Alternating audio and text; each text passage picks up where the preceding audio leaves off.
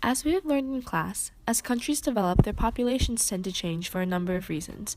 Today we will compare and contrast the populations of two countries, Poland and Uganda, and discuss how and why they are so different. First, let's look at their population size in absolute numbers.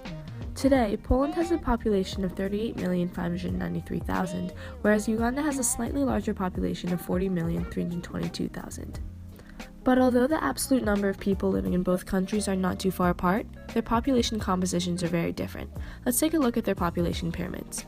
If you look at their pyramids, you can see right off the bat that their shapes are very different. Poland has a more rectangular shape with a tapered base, indicating low birth and death rates and 0 to negative growth.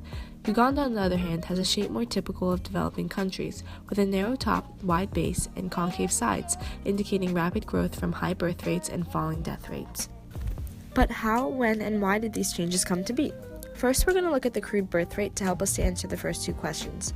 There's a large difference in the crude birth rate, or the number of births per 1,000 people in the population.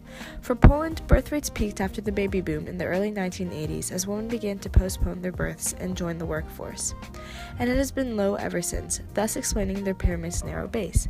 Currently, their birth rate is 9.6, much lower than Uganda's 43.4. Uganda's birth rate, although decreasing with an increase in development, still remains high as it is seen from most developing countries. This occurs today for a number of factors that we will discuss later, but it is important to note that historical reasons for the high birth rate we see today. Like many developing countries, Uganda's development was stunted largely due to the impacts of colonization. When the British left in 1962, they left the country with decades of political instability and civil war. The country is currently making strides in economic growth, political stability, and overall development, but as we can see from their population pyramid, due to their lower level of development, there are still large differences in characteristics such as their crude birth rate in comparison to Poland and other developed countries. But why specifically do we see these differences in birth rate today? There are many factors, but three large ones that we will discuss are education, access to contraceptives, and infant mortality. As we have learned in class, education, especially the education of women, has a huge impact on populations, empowering women to join the workforce and choose to have less children later in life. In Poland, the adult literacy rate is 99.8%, whereas in Uganda it is 73.9%. The expected years of schooling is 16.4, and in Uganda it is 10. And just as there is higher access to education in Poland, there is a greater access to contraceptives as well. In Poland, 66.8% of married women use contraceptives, where in Uganda the number is 11.3%. This is mainly because family planning is not prioritized by the Ugandan government, and access to contraceptives is very low, with only 20% of women having access. Many Ugandan women also lack accurate information about family planning and its safety. With a lack of government provision of contraceptives and family planning education, people in Uganda lack the resources and information needed to be able to have less children. Lastly, there is a large difference in infant mortality rates. In Poland, it is at a low of 5.2 infant deaths per 1,000 live births, whereas in Uganda it is significantly higher at 54.6 deaths.